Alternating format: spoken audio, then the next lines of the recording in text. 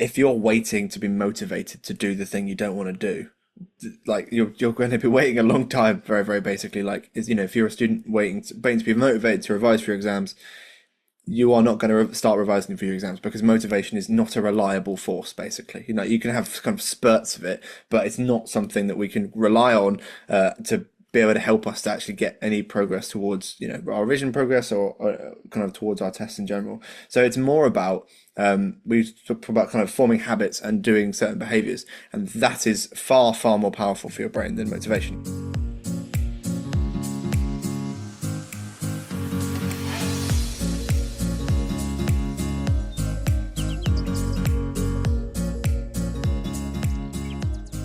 Hello, good morning. Welcome to One Brain at a Time. I'm Andy Feist, and I'm joined by my fellow podcast co-host slash main host slash editor slash absolute gangster.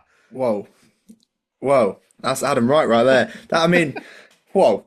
I was gonna, we decided Andy wanted to do the intro today, and I thought, give him a shot, but you're actually too good at it. You're gonna have to slow down your roll there because you're taking my roles here.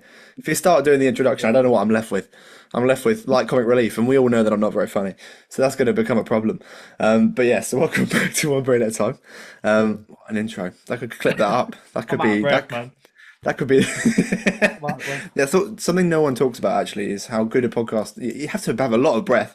You've really got to budget your kind of lung capacity for these things. But yeah, so welcome back. Thank you for downloading / watching a new episode of the show. We are going to dive straight into our topic in just a moment. Before we do that, a few weeks ago we talked about having a little wristband on my wrist. It's gone, as you can see. I've actually got a slight tan line there, which is crazy because it's all the outdoor running I'm doing. Seaside living, mate. Seaside living. What can I say? What can I say? But yeah, so that we've done the sleep tracking part of the process is done. But over the last week, so this last week before Easter, both of us have had our brain scans done. So I just wanted to talk a little bit about the MRI experience beforehand, because I don't know, not for you, but this was my first time ever having an MRI. And obviously when it's you can have MRIs on different parts of your body, but when you're doing one on your brain, you have to be entirely in the machine, which is, I'm not a really claustrophobic person, but I am a tall guy. So like it's a very tight space. And I remember when I walked into that room with the MRI scanner, I thought, oh, that looks a bit small. How am I going to fit in that thing? And obviously I did fit in that thing and it was all okay. But yeah, it's an uncomfortable experience. How did you find it? Yeah, man. It's weird, isn't it? Because I consider myself, I'm just below average height. I'm a very relatively normal sized geezer. I'm a bit broad, a bit wide. He's muscly as hell, guys. The woman that was in charge of the machine, right? She was like, "Okay, you're a bit broad, so this is going to be a bit of a tight squeeze." And lovely. Yeah, that's exactly what it was. It was like that, we're going to hear. It just felt proper squozed in. Yeah, I've done these before. I'm a veteran, mate. I've had about 8 of them. Damn. And it's interesting. I never find them because you have big. It's not like I'm getting them weekly. It's the last one I had about 4 years ago. So it's not pleasant. It's really not pleasant. Not pleasant. And we both called each other, didn't we? And we called after I had mine, and I said to you, like, just a little heads up, mate. Like, just be prepared that it's not the most enjoyable experience and comfy, and just to hopefully, get you in the right headspace for it. Hopefully that worked. It was actually very helpful. You out.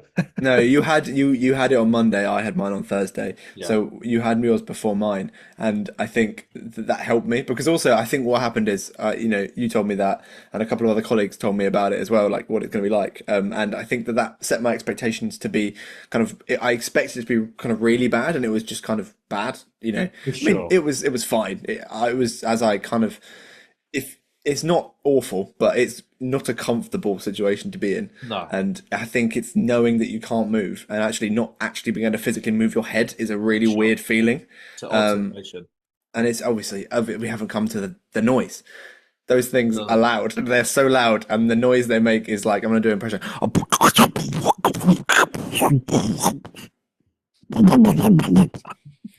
It started off so accurate, then it went very Daffy Duck, didn't it? That's right.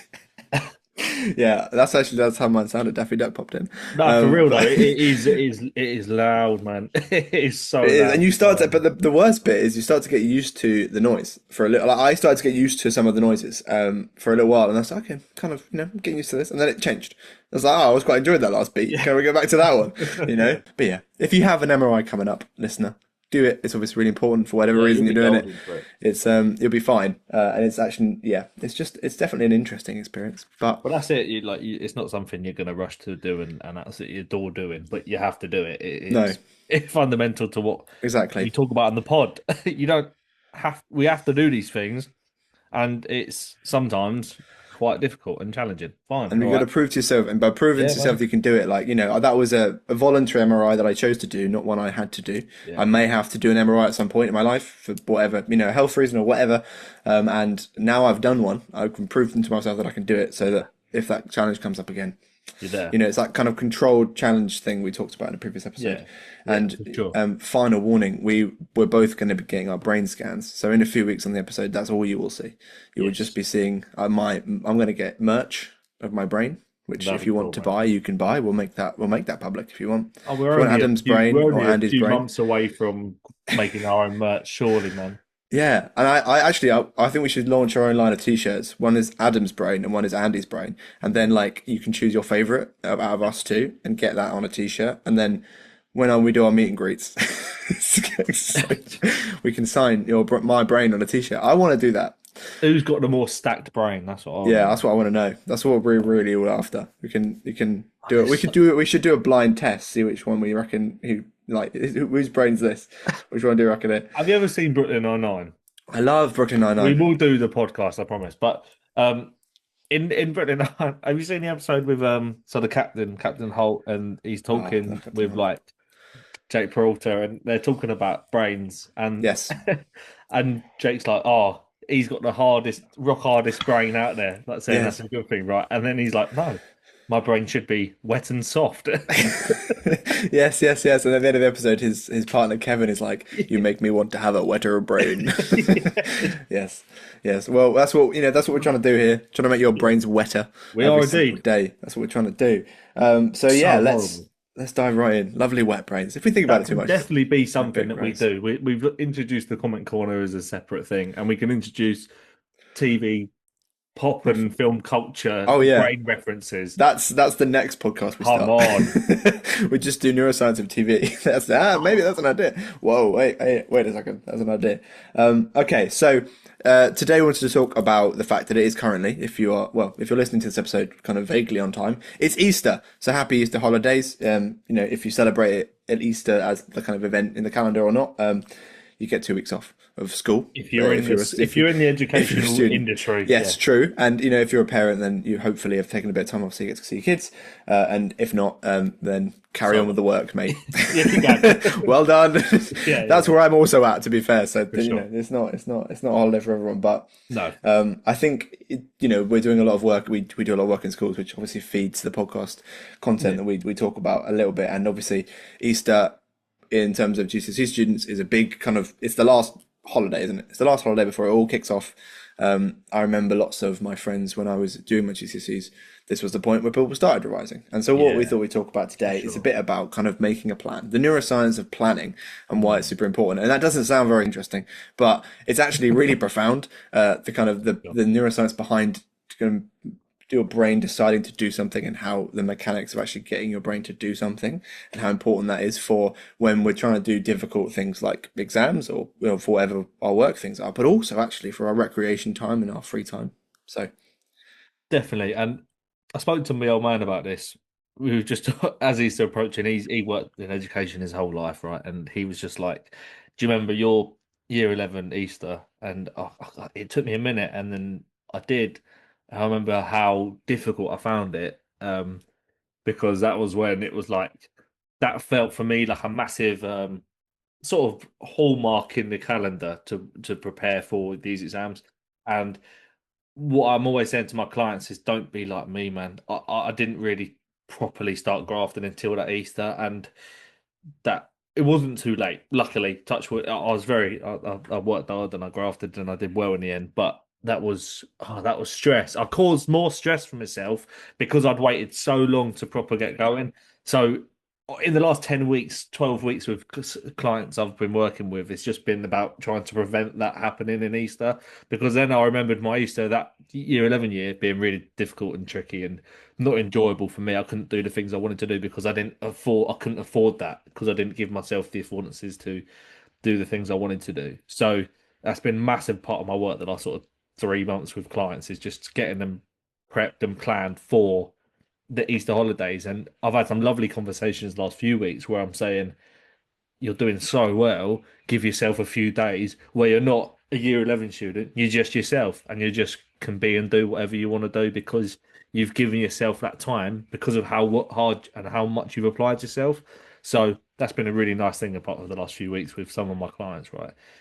You worked hard to give that. Exactly. I think that one of the problems when we talk about in terms of like, so if we just talk about this kind of generally like doing difficult things, things that you know you need to do, so revision or whatever that is in your life, this applies to all of that stuff. That we often talk about like motivation as a reason to kind of to do those things and mindset, and whilst mindset can come into it, if you're waiting to be motivated to do the thing you don't want to do, like you're going to be waiting a long time. Very very basically, like is if you're a student waiting to be motivated to revise for your exams, you are not going to start revising for your exams because motivation is not a reliable force. Basically, you can have kind of spurts of it, but it's not something that we can rely on to be able to help us to actually get any progress towards our revision progress, or kind of towards our tests in general. So it's more about we talk about kind of forming habits and doing certain behaviors, and that is far far more powerful for your brain than motivation. Obviously, when we come to talking about days off, I think there's a lot of complexity in terms of when you're at school revising for tests and stuff, or when you're at work doing stuff at work. Your day's kind of structured out for you. And there's a lot of you may not necessarily love school, but actually for your brain, having the structure of knowing that you need to be in school by 8:30, you've got maths lesson first, you've got history lesson afterwards.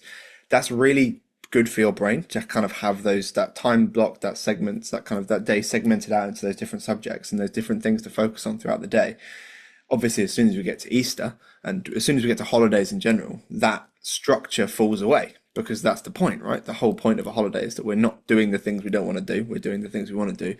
And so therefore there's less structure. And it's something that actually, this is one of the things we talk about all the time when I work with kind of adult clients as well, is the idea that you go from 9 to 5 where you're packed all day, you're working really, really hard, to kind of a holiday where you've got no plans. And actually that can be more challenging for your brain in terms of kind of well-being than the work environments can sometimes. Well, we'll just dive into the neuroscience here because basically your brain wants a plan. Even if you don't think your brain wants a plan, your brain really wants to have a plan. There's a few reasons for that. Your prefrontal cortex, which we talk about all the time, which is your kind of rational thought center, your kind of insight circuits, we refer to it as well. This bit at the top here is it's the bit that helps you to get those difficult things done. Your prefrontal cortex is what helps you to revise because you're never going to want to revise, but it's the thing that makes you do the hard thing of revision. Your prefrontal cortex is what gets you out of bed to go to work in the morning, right? It works really, really hard throughout the days. What it also does is it energy budgets based on the tasks you have in the day. So for a work day, for a school day, because you've done it before as well, your brain knows kind of exactly how much energy it needs to kind of provide your body, because obviously your brain does that as well, to kind of get through the day and survive through the day.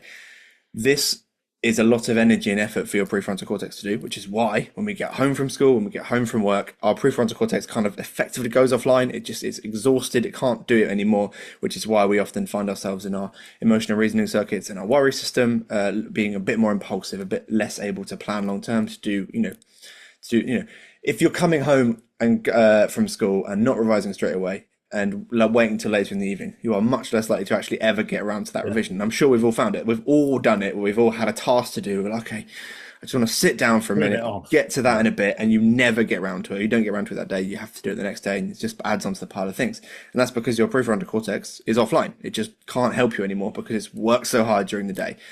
So this is a really important thing to understand, bringing this into our kind of a holiday context or a kind of day off context, is that if we have things we still have to do even on holidays, like revision in Easter for students doing GCSEs or SATs, one of the best things to do is get it done as early in the day as possible because your prefrontal Definitely. cortex is online. Plan the fact that you're going to do it and plan the time you're going to do it in, So I was talking to a client the other day about Easter revision prep and talking about how we're going to do it. Like, what's the plan? What dates we're doing? And it's like, okay, we're going to do revision from 9 to 11 every morning, apart from one day a week. And like budgeting. So what's happening in his brain there is his brain is starting to energy budget for those days, but also we're getting it done as early in the day as we possibly can, which does a couple things. But fundamentally, it means your prefrontal cortex is there and ready to help you to actually achieve that task in the morning. The other thing, which we'll dive into again in a second, is you're on holiday. You need to have well-being is so important to have a nice time on holiday, and you have a lot more time to do fun things that you don't have time to do at school or at work.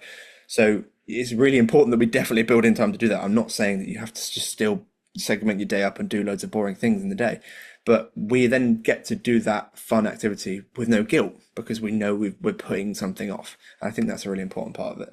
Guilt-free enjoyment is so valuable, right? Because you can almost kid yourself and convince yourself that you're having a good time, but you haven't done the thing you're meant to do.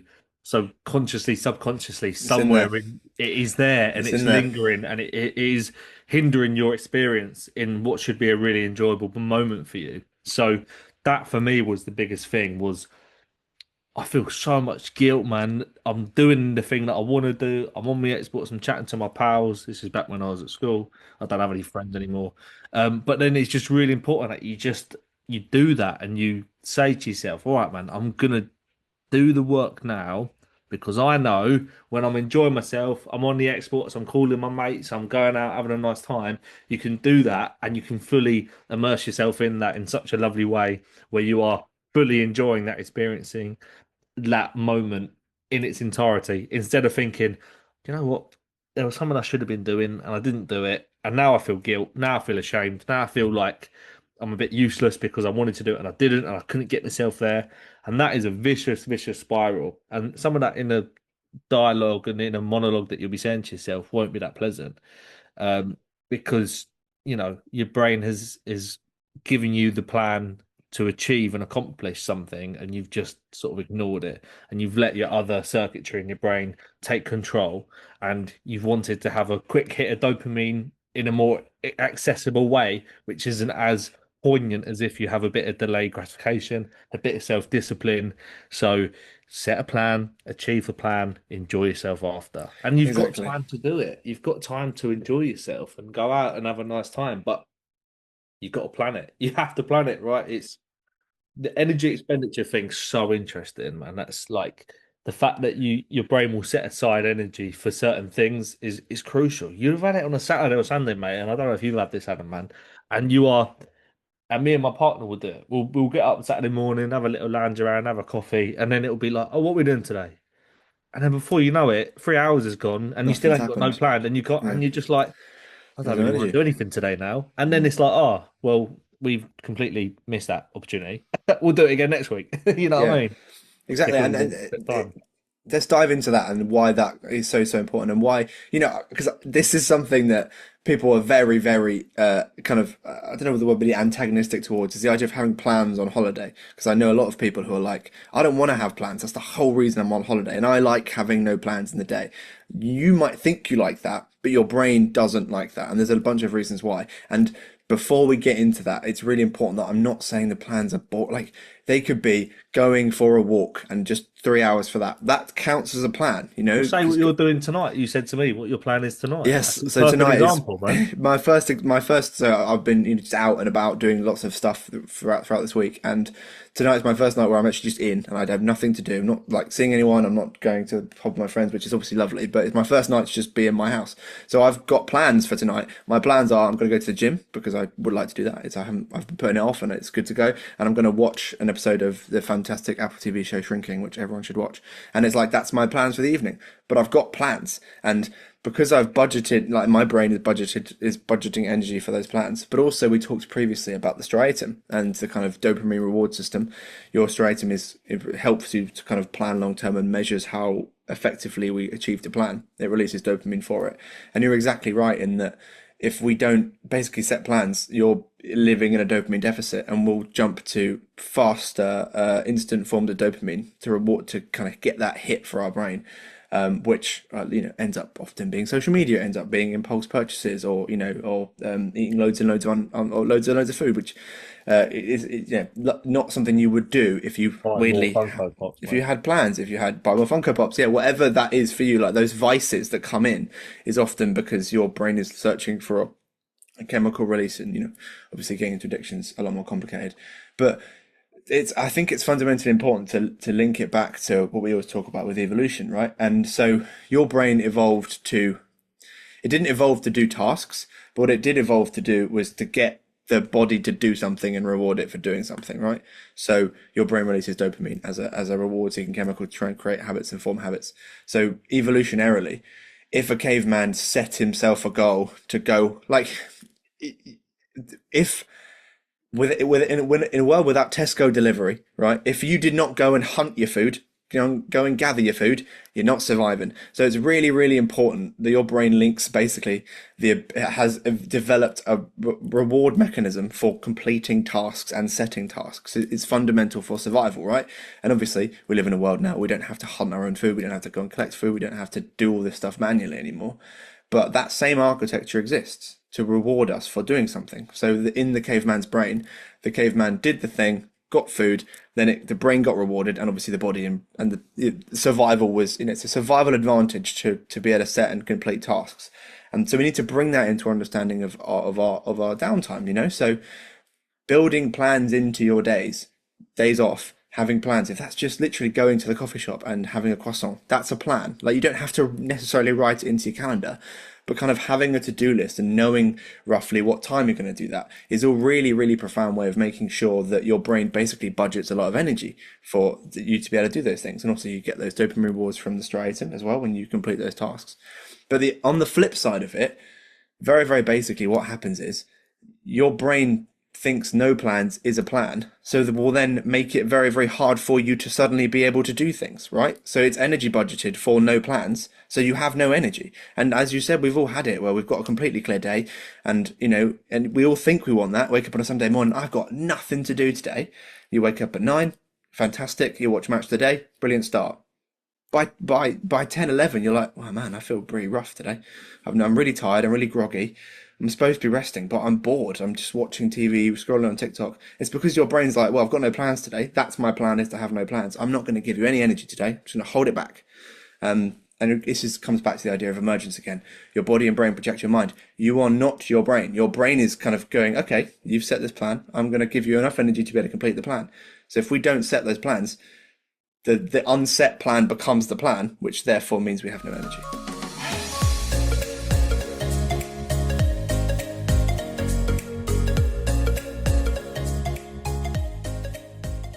Yeah, exactly right. And that's, it's such a, with all these sorts of application of neuroscience that we are all about, it's just to understand this is something that's quite profound, as you said. It's something that you can just start.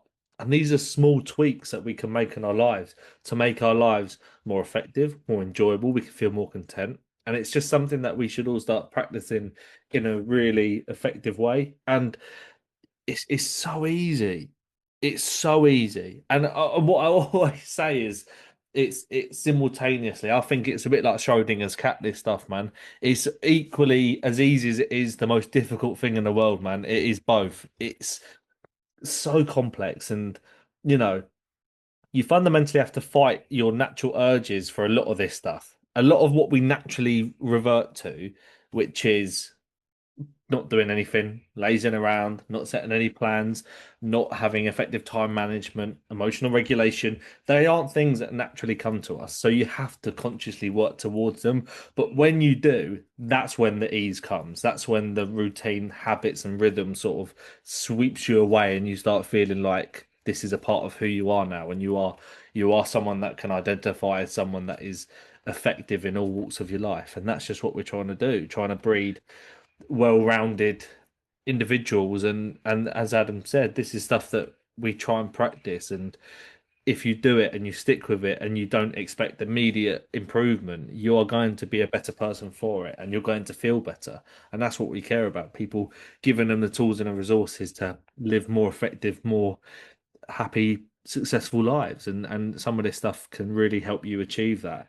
Um, and it's planning, man. Just plan, please, man. Just plan. Plan, guys, just Just plan it. plan. But I think you're exactly right, and I think that talking about it in the frame of like it's we rush to the idea of clean plans, just clean days, like like oh, I've got less on today, and that's lovely. And again, there's a balance to this stuff. You don't want your weekend to be completely around with stuff, and like you running around, rushing around, all that stuff. Like that's going to cause fatigue, and it's not going to allow you to rest properly and stuff. There's a balance to it, and we're not saying to like just literally treat your weekends as if it's a work day and not have any work-life balance. Obviously, we're not saying that. But what we are saying is you are very likely assuming the fact that if I have no plans, that I prefer that I'd like to have nothing on today. You might think you like that, but it's like when we say be kind to yourself, but not be kind to yourself in the way that you think it is. Be kind to yourself. I'm going to stay in tonight, not go and see my friends, even though I was excited to do that 2 months ago, but I can't be asked today. That's not actually necessarily being kind to yourself. That's basically it's not actually going to help you fundamentally, and you're going to regret that decision. But you do it in the guise of being kind to yourself. Like cancelling those plans last minute. We talked about that in a previous episode, and it's the same thing here. Like planning, I know what it sounds like when I say this stuff, but planning your weekends, planning your recreational time is super super important. And I can say to you that my dad is someone who genuinely has a Google Calendar and has it every single day. Every single day is slotted. We call it slots. Like if we're not in one of his slots, we're not seeing him, and he's been very, very organized to all of this. And I used to hate that because it was very annoying, because it's one of those people like, no, can't we just have the afternoon and like just see what happens? And Dad, you're right. You're right, and obviously the neuroscience is right on this. But it like having those blocking the time out. I personally calendarize my activities in the day, and if even on weekends, like I know what I'm doing when, so that that's very very helpful for my brain to know what's happening. You don't have to do that, but just actually planning things into your weekend, planning what you're going to do is so much you'll actually feel more rested and more recovered, and it applies to holidays as well. Like even if that plan is you're going to Greece in a minute, right? Yes, sir. Your plan on those days will be I'm going to sit by the pool, do some reading, have a swim. That's fantastic, but that is still a little bit of a plan. Going in having nothing, having no idea at all what you're going to do. I think using the neuroscience to understand that basically your brain is going, okay, well then I don't have to bother doing anything today. I'm not going to help you to do anything at all. Which is so Because you're telling me that I don't need it. You're telling me yeah, that I don't need that. And the and that natural results in us impulse, feeling terrible. for sure. When you're shot to bits, right? I hear it, I feel it, man. When you're shot to bits from Monday to Friday, you've been working, you're tired, you got found loads of things going on in your life. Your natural thing is to just crash out.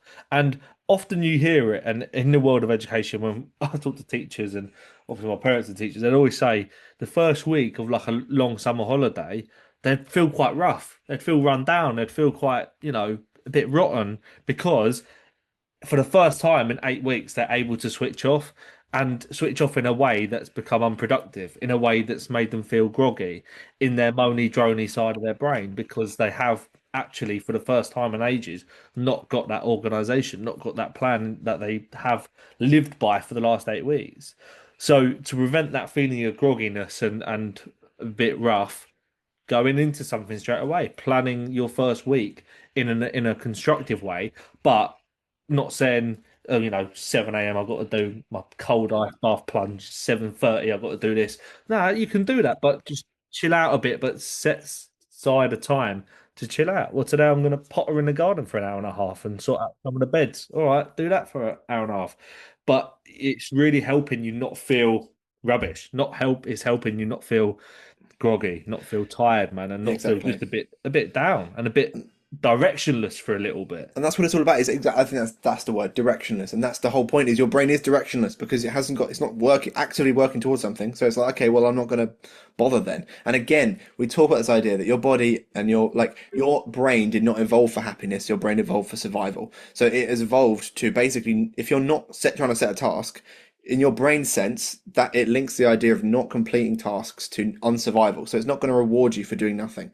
So but we can hack that process by setting ourselves fun tasks. We are then getting rewarded for doing the things we want to do, and that's why it's really, really important. And like talking about, I just think you smashed that exactly right. And like, especially when you come from a very, very high intensity work environment, where you're doing loads and loads and loads of stuff all day, there's actually a massive dissonance there between when you first flip over to being on holiday. It's like your brain is kind of a well-oiled machine for productivity and doing all these things, and then it's like, whoa, I'm doing nothing now. And that causes a lot of anxiety and stress and worry, because you've basically got a bunch of energy that your brain's been using and kind of habitually using every single day that has nothing to nowhere to go, and that's why we can talk about things like exercising and stuff like that to kind of help to get that energy out and to utilize that energy in different ways. And but that's what's happening in your brain. But the way to hack the process is just to make plans. And I think that a way of talking about it is like, so we're talking about, we practice, we talked about before, we practice what we preach on this podcast. The whole point is that this stuff changes how we do things, and it makes us happier, healthier people. Does not saying we're perfect, but it means that we do this stuff going forward. Like, I'll give you an example of a kind of well-planned weekend, if I do say so myself. Tomorrow, I'm going to do parkrun in the morning. I'm going to volunteer at parkrun because I love parkrun. Parkrun's fantastic. Then I'm going to come back and have lunch. This is the 5 hours between parkrun, and then I'm going to drive to my parents' house. We're going to go to the cinema. That is my entire day tomorrow. It's planned. I will have a fantastic day tomorrow. It's not, as you can see, rigorously planned to the point where I've got no minutes. I've got like, well, sorry, mate, I've actually got an appointment with this thing at this time. Like, that's not happening. But because I've planned it, my brain will budget the energy for it. I will receive dopamine throughout the day as I tick through those tasks.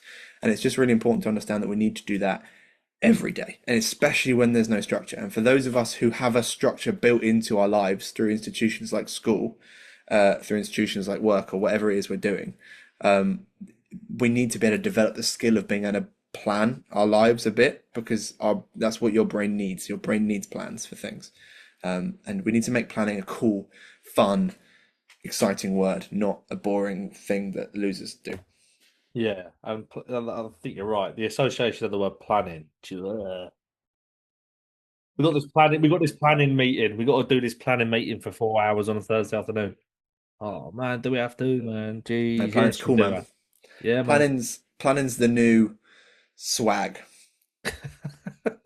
I said that. I embarrassed myself, mate. I said to some of my clients when we went into school this week, I said, "Is swag still a word that people use?" And they're like, "No, Is it what are you not? talking about?" I was Well, like, Justin "Damn, Bieber's album's called Swag, and if he doesn't know is what's it?" cool, then he has. Yeah, but He's an album. he's our generation, mate. He's an old Oh, geezer he's like one of us, us. mate. Oh no. He's not with these youngsters no more, man. Yes, we'll wrap up there. Plan your holidays, but also have a holiday. Like, enjoy yourself, have a nice time, have a lovely Easter. If you're someone who is having a break over Easter, yeah, you'll feel better because of it. But If you, I'll go away I'll go away Easter Sunday, so I've got a week of work next week, and then I'm away. nice. So if you're working next week like us, keep going, keep doing it. Keep You're going. smashing it, man. Keep And going. we'll see you next Friday. We're still working, so we'll be there. Actually, very, very exciting next Monday. Got a very exciting guest coming on the show. Talk about a fun little event we're doing. So get on the old subscribe button for that. Get on the old follow button on the podcast feed for that as well. So it should be fun. But yeah, we wanted to introduce a new segment into the show, because you're here for actionable neuroscience, for free actionable neuroscience, and guess what? We've got more to offer. So much more actionable neuroscience to offer. So I write a weekly newsletter, the Substack, which comes out on a Friday morning, which you should subscribe to. Again, it's free, and it should take about 10 minutes to read, less than that. I've written hundreds of these at this point, genuinely hundreds, because I've written it every week for almost 2 years now, I think. So it's been 100 odd editions. So what we thought we'd do is Andy would find an older one, or just one from the past, and I write in a very, very fluid, weird manner, as you will see if you subscribe. And Andy is now going to quiz me and basically repeat a sentence to me that I said, and I just try and work out what the topic of that thing was. If you can get the title of your Substack, The title, okay. you're an God absolute forbid, the title was real terrible. G, mate. I would like you to do some. You can beep. I'm going to say the word that you've written here, but you can beep it Oh, for our friendly audience. Adam goes very Did I swear? What I would say for the more adult listeners here, the Substack is more. Deep dives deeper into the neuroscience and the complexities of it, still in an actionable, accessible way. But he also throws in a bit of fruity language, which we don't really do here. Do I? But if you want to That's good news go to me. over it, well, you I did it don't this know. bit, mate.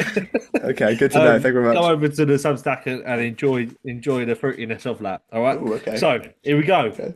You ready for this? Sure. All excited. All right.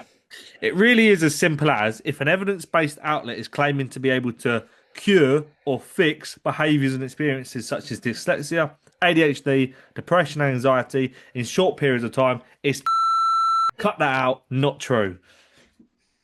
What is Damn. that from? And I'll give you a clue. It isn't in the beginning. This is in the past, but not loads and loads in the Not past. loads and loads of time ago.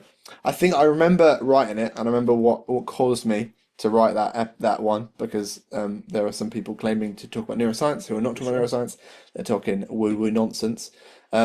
What's it called though? Woo woo Um, nonsense is a I good. think I like I your woo think woo it's nonsense. called. I think it's something like it's real. It has to be real. Is that right? Unbelievable. It works because it's real. It has to be real. Come on, Ah, man. That's quite sensational. good, right? Thank you very much. But yes, and there, if you want to read more of that excellently worded, and I stand by the use of that word there, but I we'll bleep completely it for the agree, mate. podcast. But yeah, you can read that edition in the link below and subscribe for free to the Substack. But yes, it's yeah, actually, yeah, that reminds me. I feel a massive amount of rage hearing that because I remember writing that and Yeah, being yeah, just yeah. very passionate. I wrote that For in a sure. fit of Anger. pique after an interaction with someone that I found very, very aggravating. I think I So remember the interaction you were talking about, I really do. yeah, bless you. You're like my therapist. I just sometimes I'll meet people and then Andy gets like a 25-minute voice note. I'm just like, I need to write this down somewhere. But yes, brilliant. Thank you so much for listening to this episode today. And obviously, please email the show, Adam Wright at AYP UK. Why would I email the show, Adam? What? Do you never read emails? Okay, why the judgmental tone? We actually do read emails. We actually read them on our new Friday edition of our show, which is called Comment Corner. So come along to the YouTube. It's a YouTube exclusive. Come and watch us react to your comments. We've had some very good comments this week, which we're Yeah. going to record. It's actually the Comments Corner's out, even though for us we haven't recorded Comments Corner yet. So it's a little time gap thing. But anyway, it's out. Go and check out the YouTube. Come and have a watch of us talking about your comments. And if you have a comment that you would like to remain anonymous, email us and let us know you want it to be anonymous. Or if you want to just comment on the YouTube or in another way, just get in contact however you can. DM us on Instagram and all that stuff. But yes, thank you very much for listening, and we will see you all next week. Cheers, guys. See you later. Have a good one.